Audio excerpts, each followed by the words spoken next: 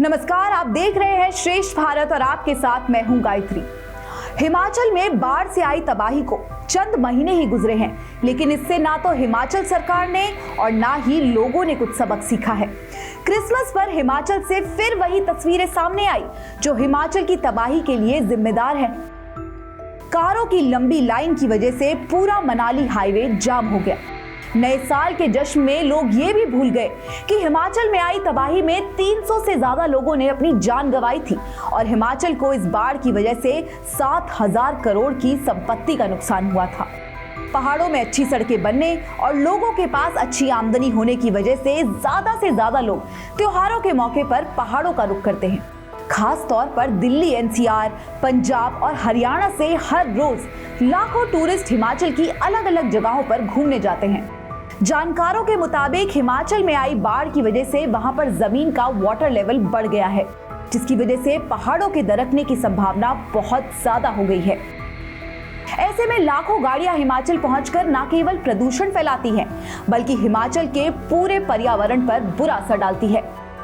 पैसा कमाने के चक्कर में सरकार और हिमाचल के होटल व्यवसायी ये भी भूल जाते हैं कि अगर हिमाचल में आने वाले टूरिस्ट की संख्या को नियंत्रित नहीं किया गया तो हिमाचल को बहुत ज्यादा नुकसान हो सकता है और वहां पर पर्यावरण की वजह से होने वाली त्रासदियों की संख्या में काफी इजाफा होगा।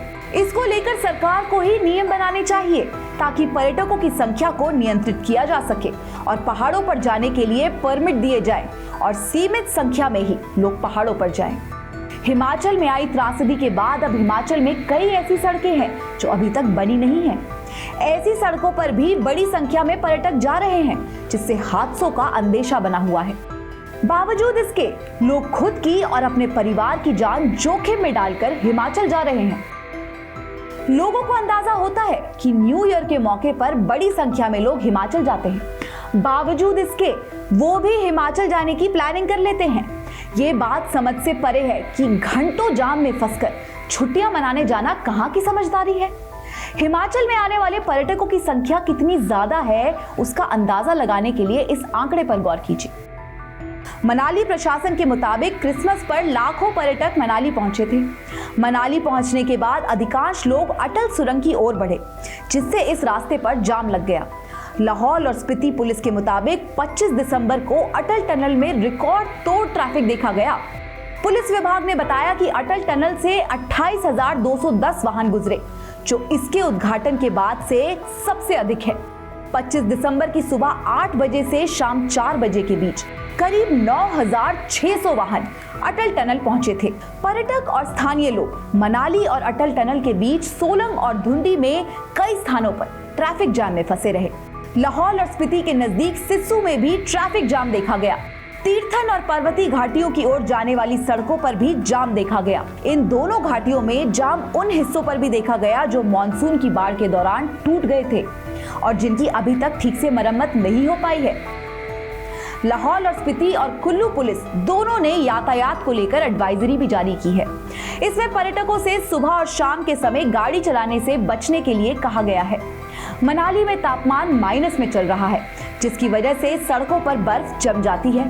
बर्फ पर गाड़ी फिसलने लगती है, जिसे काबू करना बेहद मुश्किल होता है और यही दुर्घटनाओं की वजह बन जाती है।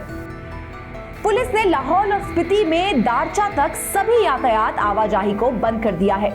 रविवार शाम लाहौल और स्पीति जिले की तांदी पुल के पास एक पर्यटक वाहन फिसलकर नदी में गिर गया था। नदी का जलस्तर कम होने के कारण वाहन में सवार सभी पर्यटकों को स्थानीय पुलिस ने बचा लिया। पुलिस के मुताबिक पर्यटकों को चोटें आई हैं, लेकिन अभी सुरक्षित हैं। नए साल का जश्न मनाने के लिए शिमला में भी पर्यटकों का सैलाब उमड़ रहा है। कालका शिमला ट्रैक पर दौड़ने वाली सभी ट्रेनें 5 जनवरी तक के लिए पैक है और लंबी वेटिंग चल रही है।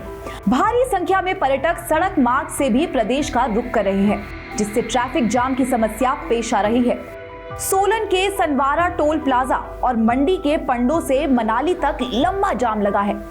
सोलन से NH5 से होते हुए शिमला की ओर 2 दिन में 21,000 से अधिक वाहन रवाना हुए। सोमवार को शिमला के सर्कुलर रोड पर भी वाहन रेंगते नजर आए। शिमला में एक सप्ताह तक विशेष ट्रैफिक प्लान लागू रहेगा।